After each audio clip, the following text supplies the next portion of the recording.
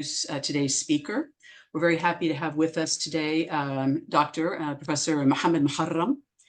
Dr. Muharram received his PhD in 2012 from the Anglophone Postcolonial Studies program from the English and Foreign Language University in Hyderabad, India.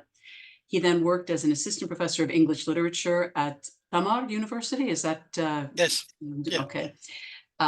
Which is in Yemen. And he also chaired the English department at the Faculty of Education there. He also directed the university's English Language Center for Translation and TOEFL preparation. He's also taught widely elsewhere in public and private universities in Yemen. His expertise is post-colonial studies and the emerging field of what's called the Blue Humanities, which is what he'll be talking about today, with specific reference to Arabic literature and culture. This issues of water scarcity, economic inequality, and climate change in the Arab world, and how these issues are represented in literature and culture is of prime interest to him. He's published extensively in Arab postcolonial studies. His book, The Arab Writes Back, Orientalism, History, and the Canon, is 2021. And he has associated articles that have appeared in the Minnesota Review that critiques the marginalization of Arabic fiction in seminal postcolonial textbooks and anthologies. So Professor Muharram has also published several scholarly articles on decolonizing the Arab and Muslim mind, the clash of civilizations, and Occidentalism. And he's currently writing a book manuscript entitled Situating Yemen in Postcolonial Studies. In 2021, Professor Muharram was awarded the prestigious Philip Schwartz Initiative Fellowship, sponsored by the Alexander von Humboldt Foundation in Germany, to work as a postdoctoral researcher at the University of Bremen, where he's currently based, and where, in addition to research in the Blue Humanities, he's teaching courses such as narratives of ocean cultures and narratives of sea migration. I also, just before turning the floor over to Professor Muharram, I want to thank a special guest for joining us today, and that is Professor John Wentz, I believe, who is Professor of English Literature. I'm sorry, Steve Mentz. I'm sorry, Professor Steve Mentz, who's Professor of English Literature at St. John's University in New York. And he's a Shakespearean scholar. The reason for his joining us, especially today, is that he's the one who has coined this term and this field of studies called the Blue Humanities. So we're very pleased to have Professor Steve Mentz with us as well. So Dr. Muharram, without any further delay, let me turn the floor over to you. Thank you very much, Professor Brandt, for the invitation. Thanks to Lisa and all people in the Department of the Middle East Studies at the University of Southern California. And thanks are also due to MESA Global Academy for connecting me with all of you. I am very much pleased and honored to be with my friend and colleague, Professor Steve Mentz, who coined the term Blue Humanities. I mean, Steve, he has been a great source of inspiration to me, and I'm very happy to be working with him on the book, the Bloomsbury Handbook to the Blue Humanities. So I will be sharing my screen.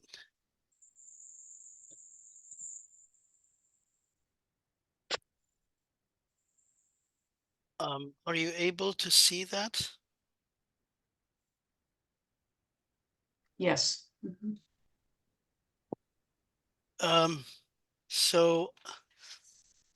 My plan today is just to talk about three main points: why water now, and why the Blue Humanities, and what are the four gaps that the Blue Humanities filled in. And also, I will focus more on the Blue Humanities and the Middle East studies. So why water now? I think there are several reasons. The first reason is the sea level rise, global warming, and ocean acidification due to climate change, in which the ocean, plays a significant part, as the ocean produces 60 to 80% of the oxygen we breathe and preserves 40% of the carbon dioxide in it. This is opposed to the myth, that trees produce most of the oxygen on this earth. So with every breath you take, thank the ocean. And given the fact that the ocean covers more than 70% of the planet. Both this place, I mean this planet, and this time or this age should be called ocean, as Steve Mintz himself has argued in his book Ocean, where he uses the new term for this age, Oceanocene, in relation to the Anthropocene. And interestingly, like Steve's Oceanocene, the term Hydrocene has recently been used in the book Hydrocene, the Hydrocene Ecoaesthetics in the Age of Water, a book which is forthcoming, by the end of next month from Routledge. Why the blue humanities? In fact, I will just give a brief definition of the blue humanities first. The blue humanities, I refer to it usually as in the singular form as an approach to study the mutual relationship between humans and all forms of water from multiple perspectives in the humanities, the social sciences, and the marine sciences. And in fact, surprisingly, in spite of all the significance of the ocean that I just mentioned, and in spite of the significance of water in our life, in general, I found out that the ocean and all forms of water are marginalized in many departments of literature, cultural studies, environmental humanities, and area studies in favor of land-based thinking in research and teaching. You can think of how many courses do we teach about the ocean? So this is the first gap that the blue humanities fills among three other gaps. The blue humanities centers the ocean and all forms of water in response to this marginalization. So the blue humanities, I see it as a kind of response to this collective forgetting of such an important element that constitutes our planet. Another gap the blue humanities fills is the gap between disciplines. In academia, the humanities, the social sciences, and the natural sciences are separate from each other. This separation between the disciplines, I think, is one of the problems of today's academia, because in order to tackle complex problems, environmental problems like climate change, I think we need new interdisciplinary approaches that takes all human fields together. All the disciplines should speak to each other, and the blue humanities is one of the fields or one of the approaches that speak or bridge this gap. A third gap is that between nature and culture, or man and nature. A binaristic thinking that deems nature as enemy to human beings. The blue humanities emphasizes our oneness with all forms of water, with all water creatures and all water bodies, arguing that our health, it depends on the health of the ocean and the ecosystem of the earth. So the blue humanities emphasizes that we are no longer the center of inquiry, and there are many other creatures out, who are different from us and who might be smarter than us. And also the blue humanities emphasizes the point that the current environmental problems of water are more social and cultural than ecological, because of our nature, because of our chronically exploitative and colonizing relationship with nature, as Simon Estock puts it. The fourth gap is that between science and the public. This is the complex, science of climate change, for example, and the knowledge system of the public. Now, the blue humanities and Middle East studies. in fact, there are many features of the Blue Humanities, but I will be selective due to the limitations of time, but I think I will not exceed 30 minutes in total. And I will begin with Steve Mentz's definition of the Blue Humanities as an offshore trajectory that places cultural history in an oceanic rather than terrestrial context. Now, what could such an oceanic thinking provide us that land-based thinking cannot? I want you to look at the map in front in this slide and think of using the traditional land-based thinking of the nation state as a unit of analysis. Such a method of vertical or horizontal reading, I think, results in hierarchies and binaries like the global north and the global south, east and west. But if you think of the ocean currents as a unit of analysis, if you look at this map and see that the ocean currents move everywhere on this planet without any boundaries, this allows us, I think, to connect geographies and histories which we cannot group together with land-based thinking. For instance, we can connect Africa and India, as you can see in the book, Afrendian Fictions. We can connect, Africa and Antarctica as Sean Lavery does in her article.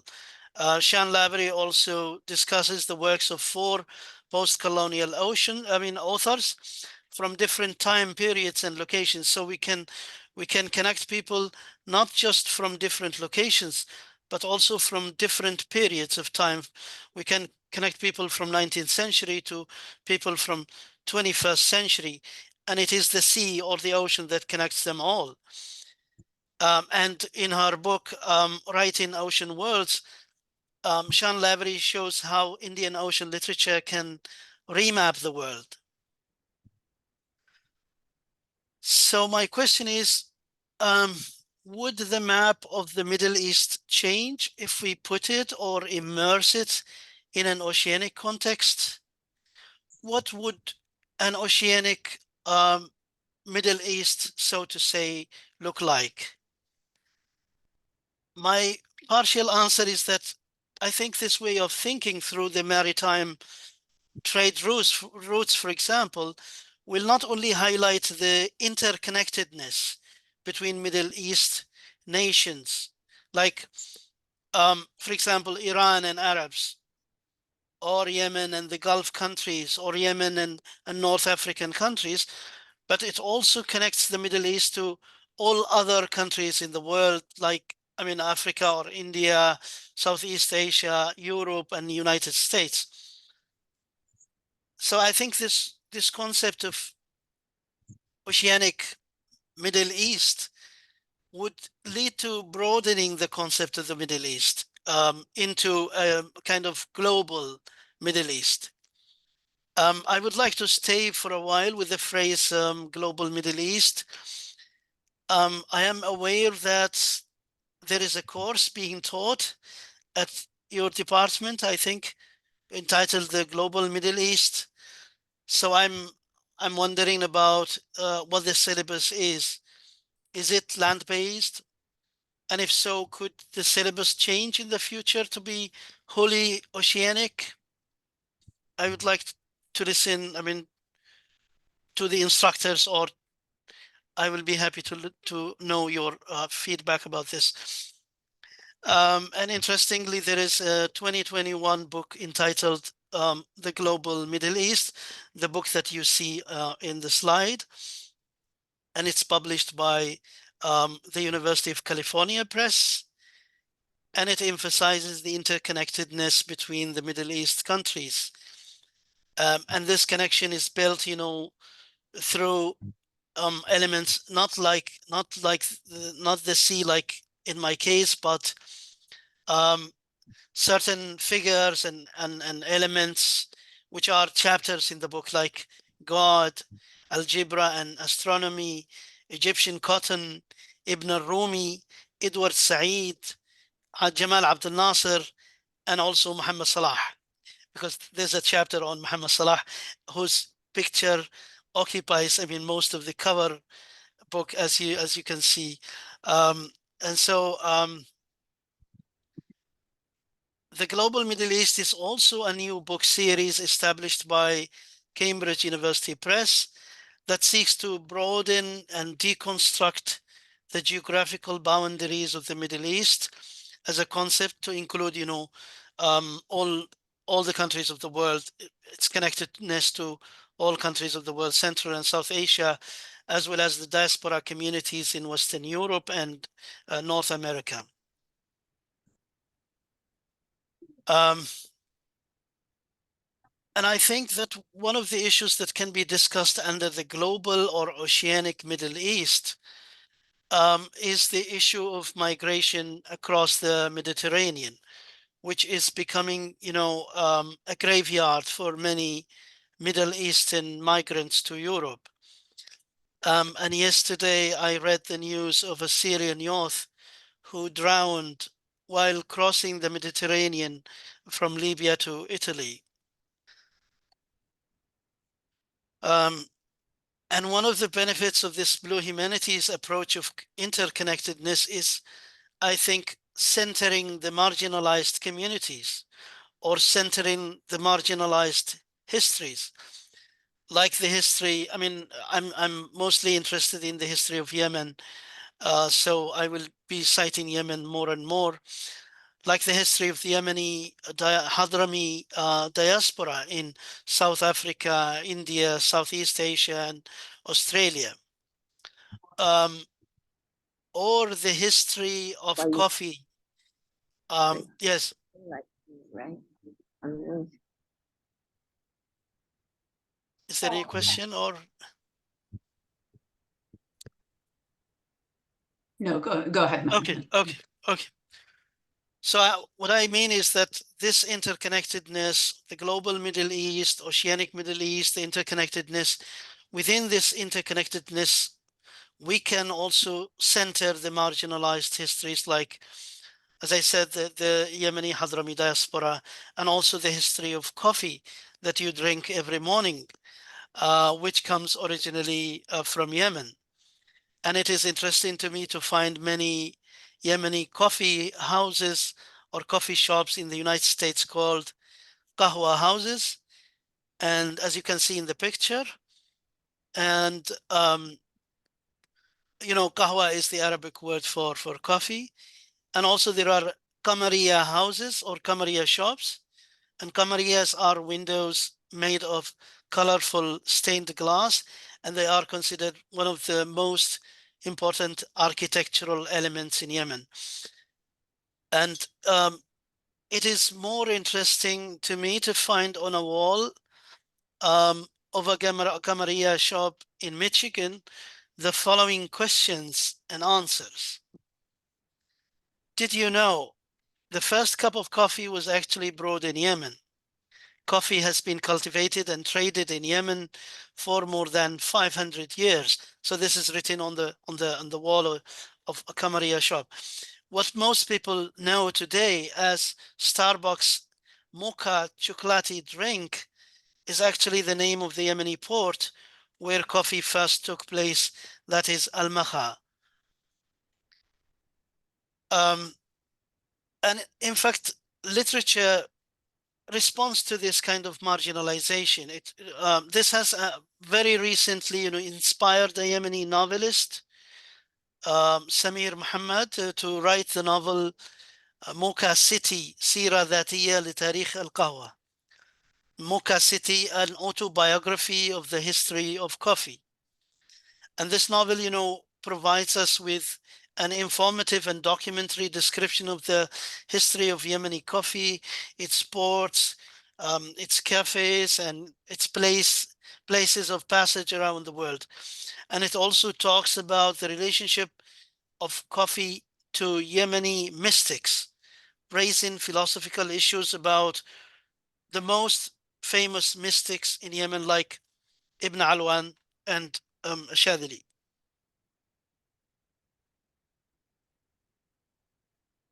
And not only does the Blue Humanities center the marginalized past, but I think it also connects it with the present.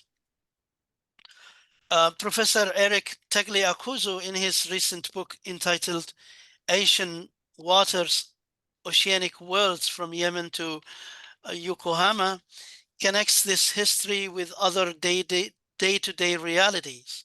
He says, when one drinks coffee in the morning, it is partly because of the sea routes of Asia.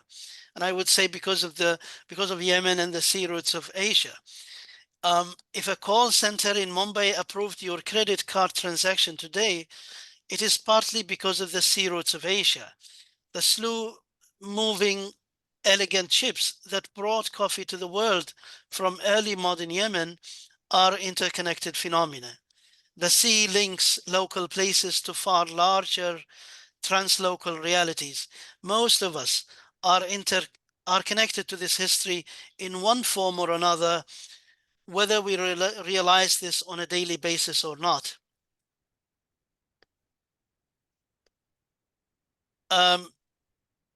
Now, the second definition of the Blue Humanities is offered by the maritime historian John Gillis, who refers to the Blue Humanities as a shift in attention from land to sea in several fields simultaneously.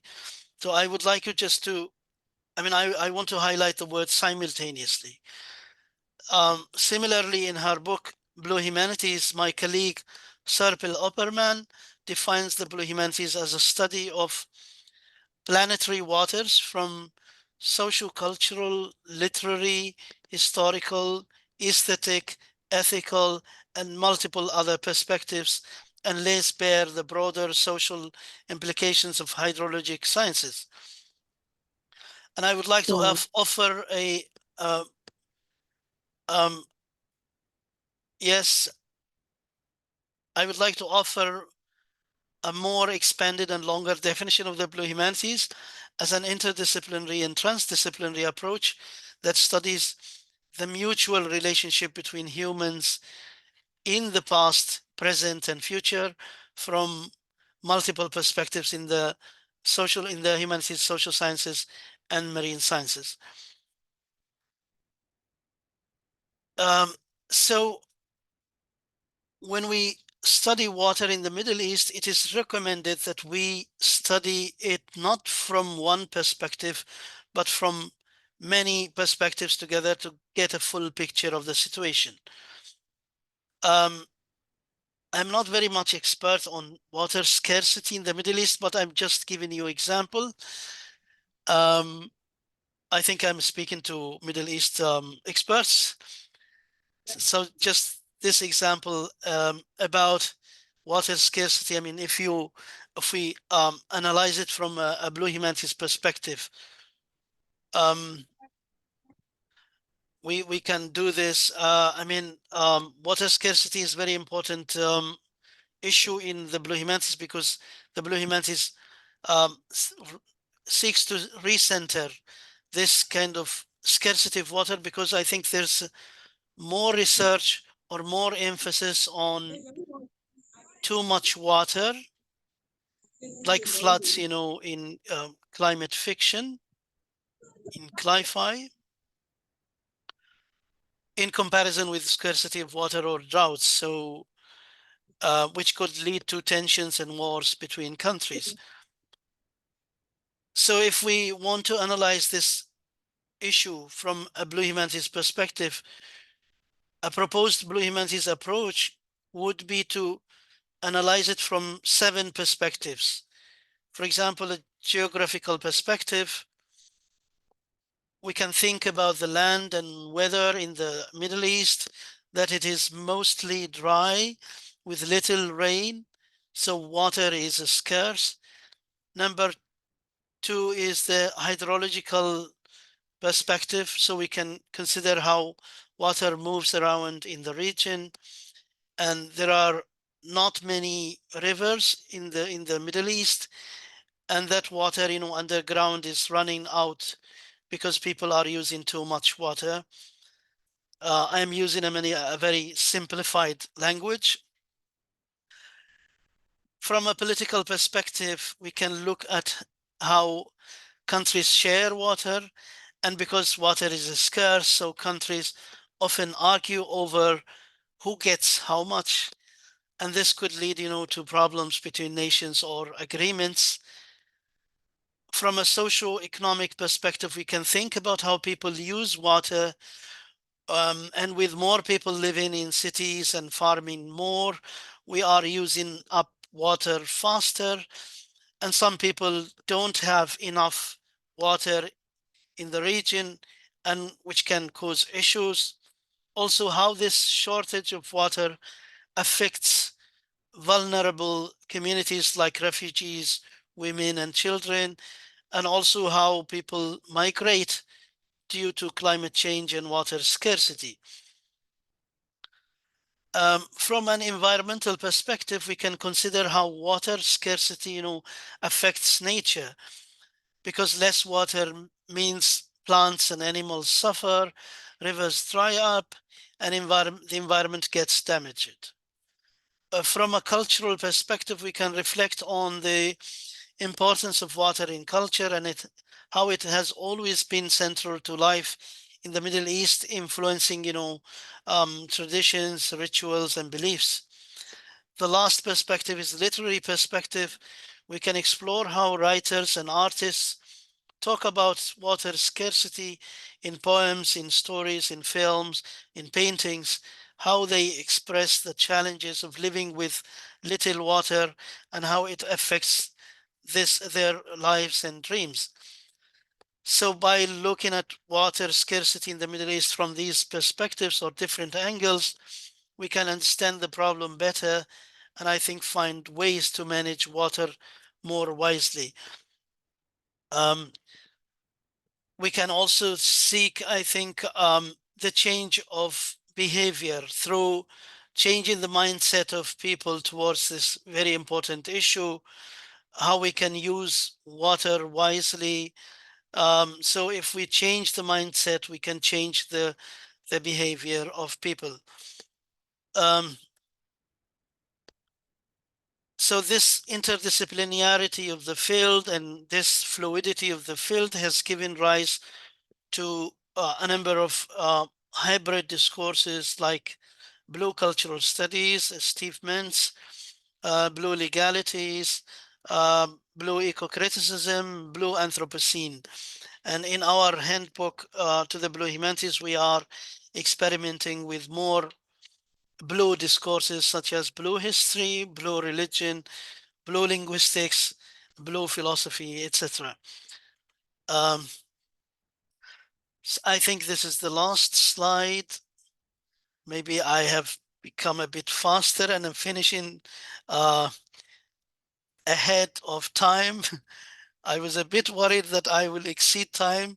So I'm not sure how much I spend up to the moment. Uh, You're fine. You're just a little over 20 minutes. So 20, around close to 25 minutes. That's it. You. okay, so maybe 5 minutes now, and so it will be 30 minutes. Um, I will end with just comparing old ways of thinking to new ways of thinking with water. That is the Blue Humanities, the new ways of thinking, because the Blue Humanities is called new thalassology, and thalas is the sea, so it's the new study of the sea. And so I'm thinking about just two ways. I will talk about two ways of thinking. For example, the first one, the old way of thinking about water, is the scientific or reductive, kind of exploitative utilitarian uh, thinking about water as a mere source that is to be managed. So against this way of thinking, the Blue Humanities sees bodies of water as, you know, entities or agents with their own legal rights. So they are entities with their own agency and legal rights, like rivers, for example, which have legal rights just like human beings. I'm thinking about this I mean, if we can apply this to the Middle East, I don't know. So my question is, can this be applied to the Middle East, or is it unimaginable at this time to think about the legal rights of nature, where or when we have a problem with the current legal rights of human beings in the region itself? Now, the second one, the old way of thinking is that we have many oceans, but the Blue Humanities, promotes the idea that we have one ocean that is common for all. In this sense, an oceanic, eco-poetics would involve a new way of thinking about the term politics, as Astrida Nemenis and her co-editors argue in their book, Rethinking with Water. And I would like to quote from the book the following paragraph. We all have water in common. If we think of politics as the practice of speaking and acting together on matters of common concern, then water may be the most exemplary of political substances. It is an intimately and continuously shared matter. This political commons includes not only those of us living here now, but also life that is past and all life that is still to come. I find this very interesting. I mean, in this sense, the ocean for me fosters, global connections, presenting a call for universal co-dwelling, as Rob Wilson puts it. And so I think the Blue Humanities can be seen as a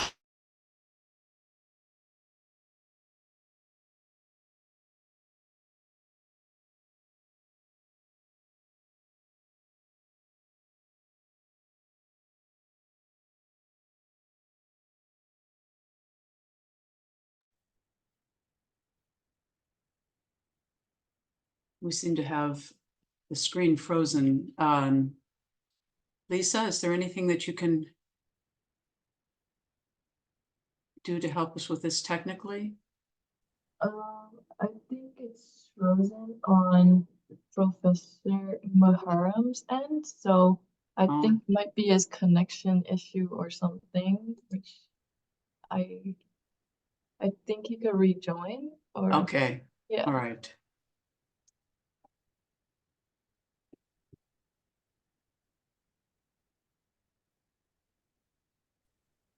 Yes, okay, we have him back. sorry. No, we sorry that we lost you there briefly. Okay, so I will just share it again, and yeah, I'm looking for how to enlarge it. Yes. Okay, so I'm about to finish. What I was saying is that instead of viewing the Nile River as just a boundary or water source for individual nations, the concept of one ocean encourages us to, and the policymakers perhaps, to see the Nile River as part of a larger interconnected hydrological system that affects all the countries and communities along its path. This perspective, promotes cooperation and ethical shared responsibility for managing the river sustainably, ensuring that all parties have access to clean water for drinking, agriculture, and other needs. By recognizing the Nile River as a common resource, the Blue Humanities highlights that decisions about its management should consider the well-being of present and future generations. Thank you. Thank you very much, Professor Muharrem. This was fascinating. The whole notion of Blue Humanities was completely new for me, so I appreciate very much that you've opened up this way of thinking for us. the floor is now open to questions. I don't know if Professor Mentz, if you would, if there's anything that you'd like to add, to comment, to tell us a little bit about your work and how it dovetails with Professor Muharram is working on. I think we'd enjoy hearing from you. Sure, thanks. I appreciate that, and thank you so much, Mohammed, for this wonderful presentation. As I think was mentioned earlier, I really come at this from a very different disciplinary background. I'm a Shakespearean and a scholar of English Renaissance literature and English literature more broadly. And one of the things that I find most exciting about the kinds of work that are being done around water and oceans and blue humanities in the present are things like Mohammed's work, which are taking some of these ideas and moving them to contexts that I really know very little about. And it's quite fascinating to think about I mean, it is on some level obvious that there's a kind of structuring, that there are structuring forces around water scarcity in desert regions, and also water, the circulation of currents and prevailing winds in the Indian Ocean, among other places. But the particulars of putting these kinds of ideas into the long history of the Middle East, the region we call the Middle East, I think is really fascinating, and I'm incredibly excited about it. I think that, I mean, the one other thing maybe that I would say that might be interesting for this group is to think about, like, when I first started working in this field, really, in the aughts, I was thinking almost exclusively of oceans. I was kind of obsessively thinking about oceans, as one does with a sort of new project. And I think that, and even one of the definitions that Mohammed quoted, thinking about the offshore trajectory to sort of remove our point of view from the land and move it to the sea. But as I think about it now, and in more recent kind of work that I'm doing, I think about water in multiple forms. So saltwater, freshwater, solid water, vaporous water, all the different, water inside our bodies, as well as, on big basins, lakes and rivers and oceans. So I think about water as this kind of flexible and physically changing substance that is also, in many cases, a kind of symbol for cultural and for human change as well as physical change. And so I guess that is, for me, one of the things that's happened is the blue humanities is in the process of shifting from an ocean-centric to a more flexible and kind of multi-phasic version of itself. Which isn't to say we don't still get pretty obsessed about oceans, but that is one of the things that I would note in recent work. So, and thanks so much. It's really exciting to get to be on this in this Zoom call and visit a little bit with this community. Okay, well, thank you very much. I appreciate those additional remarks. Let me just, if I could lead things off a little bit.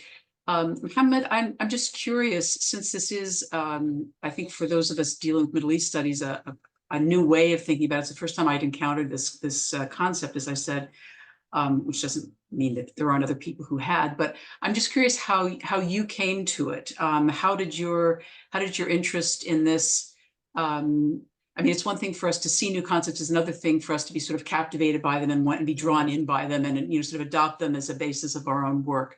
And so I was wondering if you could maybe tell us a little bit about the evolution of your own interest in this. Sure. Thank you very much. I have prepared a slide or one or two slides about this. I expected this question. So in fact, I'm a new comer to the field of the blue humanities, but as you said, my expertise is in literary post-colonial studies. So I was interested in Orientalism, Occidentalism, writing and writing back, self and other. But I found that there is an other. When I came to Germany 3 years ago, that was the day of COVID-19. So I realized that maybe I'm caught up in a circle of writing and writing back, self and other, which I found a bit useless, and that there is another invisible other, more important and more pressing other, that is the environmental other. So I wrote about COVID-19, or I mean, pandemics in an American novel, and then I also found out that the ocean, I mean, a more invisible, a more kind of broader, more important and pressing other, that is the climate change, and that the ocean plays a greater part in climate change. And then I found out that the ocean is marginalized in this literary discourse. So I did some steps, to fill in this gap, practical steps that I did. I designed special courses on the ocean, narratives of ocean cultures, narratives of sea migration. I taught Layla Al-Alami's Hope and Other Dangerous Pursuits, Tayyip Saleh's Season of Migration to the North. And with Professor Norbert Schaffelt, I invited my friend Steve Mentz to Bremen to deliver a lecture to my students and colleagues. And I wrote the chapter on Arab-Australian oceanic encounters through the comparative lens of fiction on Yemen. And as I said, I'm co-editing the Bloomsbury Handbook to the Blue Humanities, writing the chapter for the Blue Humanities for the book called Blue Postcolonialism, and also a book entitled Arabic Blue Humanities. With 3 colleagues at the University of Bremen, we have founded the Bremen Blue Humanities Research Group, and we had a workshop and we launched a lecture series, a Blue Humanities lecture series, and Steve was the keynote speaker. And I delivered a lecture on mobilities in Yemen. And our research group also organized a workshop at Cardiff University in partnership with the Science Humanities Initiative. And there is an international summer school on the Blue Humanities in June in Delmenhorst at the Institute of Advanced Studies, and Steve also will be the keynote speaker. And I'm always sharing the latest scholarship on social media on my Twitter page. But I'm now mostly interested in literature, in Arabic novels, especially Yemeni novels about migration, about this interconnectedness between Yemen and the other countries of the world, like the novel I mentioned, Mocha City. There's a novel called Hafid Sindbad grandson, Geografiyat al-Ma, the geography of water. And I think there's in Arabic literature, I'm interested in the Omani novel Taghribat al-Qafir, which I think calls the water diviner. And there is another novel by Khadija Bajaber, The House of Rust, which is about the relationship between Yemeni diaspora in Kenya. And she comes, her lineage is I think from Hadrami origin. So that's about my interest and how I was led to the Blue Humanities. Sorry, made it a bit longer. No, that's fine. That's exactly what I was hoping to hear. Are there other questions? People can use the raise hand function if you like.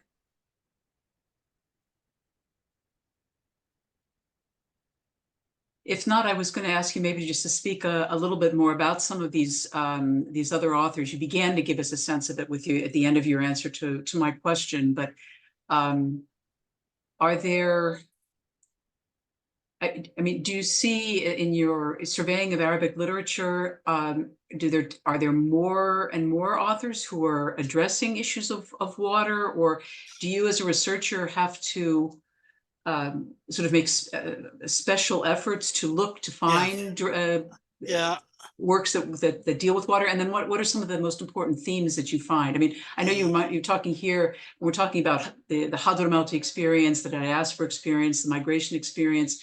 That would seem to be a logical place to start looking for, thinking about the experience with oceans in particular. but I can imagine other, novels that would be written around issues of water scarcity or around changes in settlement patterns in certain countries as a result of scarcity. Anyway, so just any of your thoughts or anything else that you've encountered in the course of examining current or maybe earlier literary works. I think, one of the difficulties is that I don't find, novels in English, because if I want to publish in English, so I don't know if I should, if there are any novels that are translated into English from Arabic, and I think I just find it very scarce, to it is rare that I find, novels on water and maybe also climate change, because I don't know, I have asked this question in a conference in Qatar about climate change, why there are no novels about climate change in the Arab world, and maybe perhaps because of the situation that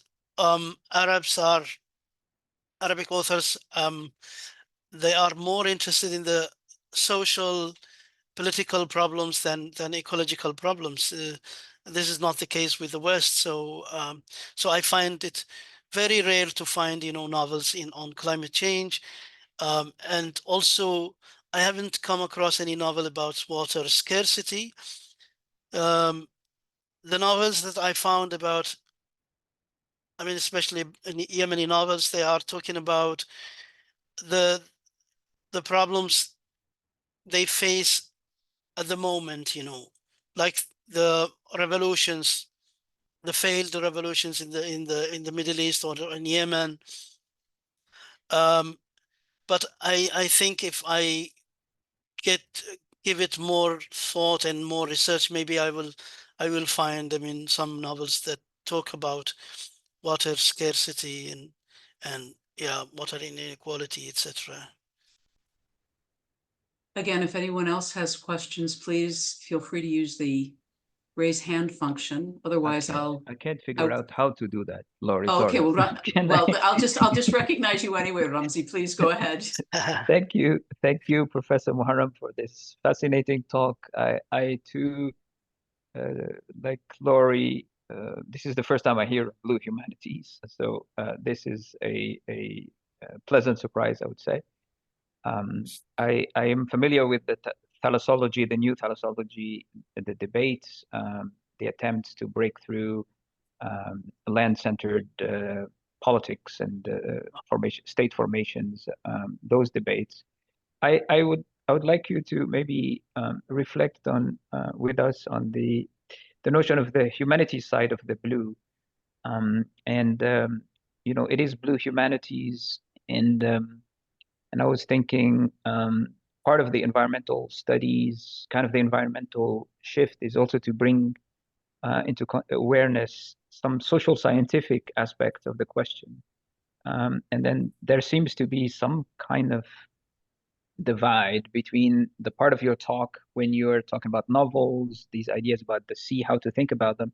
And then you said that it's difficult to find policymakers and try to get them interested. And you made a distinction between useful and useless, the kind of ideas. But I wonder whether this is a useful way of thinking for humanists, which clearly it is. And then if you have ideas on how to reach out to, let's say, to the other side, to the social scientists, to the policymakers, because the analytical power of bringing, the connections and all connectivity and all these kinds of ideas have been with us. And I work in Mediterranean studies, so I am aware that these ideas have been around for a while. But I wonder if it is adapted, if the blue humanities should be at least thinking about getting into that business, or should it be working well within the humanities and then trying to sort of develop its own concepts that way. So it's just, I have no answer for this. I just want to, I wonder what you think. Yeah, I don't know. About the policymakers, I think it's some of the ideas that I mentioned about the oneness of our oneness with the human, with the environment, and also the notion of one ocean, which encourages us, you know, to have some kind of common elements or entities together, to have cooperation between the nations. I'm still, I don't know how to reach to the policymakers, but maybe this could start from, I don't know, schools and colleges. But as you said, I mean, it's I don't know if it's difficult to convince, I mean, the leaders of the states to have this idea, to change their mind, of their way of thinking, you know. I don't know, maybe I didn't, if I didn't get your question right, but I would like to invite Steve if he has any ideas on this, on your question about the tools and the methods of bringing the humanities and the social sciences and the policymakers together. Yeah. Yeah, I mean, I'll speak just briefly to that. I mean, I think that there's always a kind of inside and outside game in these kinds of the development of a scholarly community or scholarly alliance to think about different kinds of things. There's both like a desire to like find other people within one's sort of broadly connected set of discourses, people who work in other historical periods, other linguistic traditions, other national traditions, like that. And that's sort of the easy part. I think of that as like expanding the inside. But I absolutely think that there's a connection both to the social sciences and also to the hard sciences, to the marine sciences. I would say that this is something that my colleague Serpil Opperman is quite dedicated about, works very closely and intensely with scientific research. She runs an environmental humanities institute in Turkey, and I would say that she is more. I think she does a better job of this than most of the people that I know who work in the humanities space. And I think there's always a question of like, how much do we want to speak in a language which is coherent to, and because I think there are serious questions that the humanities ask of ourselves. And then there's a slightly different kind of language that we speak if we are doing a kind of collaborative outreach with the social sciences or the hard sciences or other disciplines. And like the short answer is both, and the longer answer is it's always a little bit of a balancing act. Yeah, and I think, when I taught climate change to my students, I had to do science in the beginning. I had to explain, ocean acidification, etc., to my students, and then we read a short story and a film, and I think my students said that they enjoyed and understood the issue of climate change better when they were exposed to the story itself. So I think the Blue Humanities can bridge this gap, between science and the public, and also, social sciences and humanities and marine sciences. Yeah, in a way. If I could ask one more question, of course, if others have questions, please, use the function or just, speak. But before ending, I mean, we've talked about kind of the role of academics and sort of studying the role of novelists, and then also just now with the discussion about policymakers.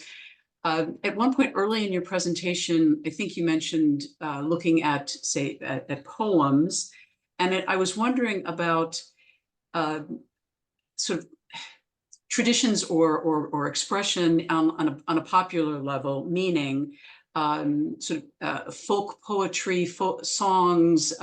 You mentioned something about maybe other cultural practices, or maybe even I think you mentioned religious or mystic practices. Could you speak to that at all, as being sort of fruitful material for the study of the blue humanities? To what extent are those sorts of sort of everyday practices, including cultural expressions, songs and local poetry, folklore, folk stories? Are they, to what extent have you drawn on them, or have any of your colleagues drawn on them? Sorry, it's a long-winded question.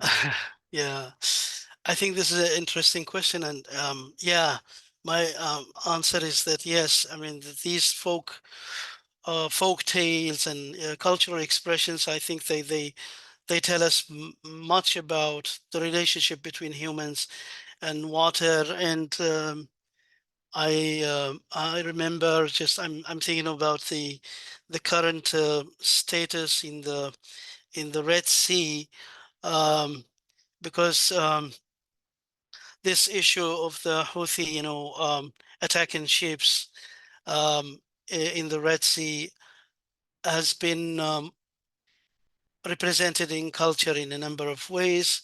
For example, these days we are in Ramadan, and we have two meals. The first one is called iftar, that is fast breaking meal, and then suhoor, that is the second one, second meal before fasting. So nowadays, Yemenis say that we will have one ship for iftar and another one for suhoor, so and I mean, cultural expressions and they can tell us more about this kind of issue, yeah. Thank you very much. Any final questions?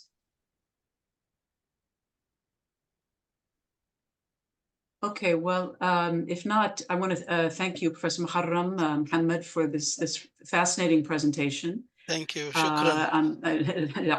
And also, again, thank Professor Mentz for joining us. It's been a pleasure meeting you virtually and have you be a part of this discussion. I like your Arabic language. Okay, thank you. So we'll finish this with a Ramadan Kareem for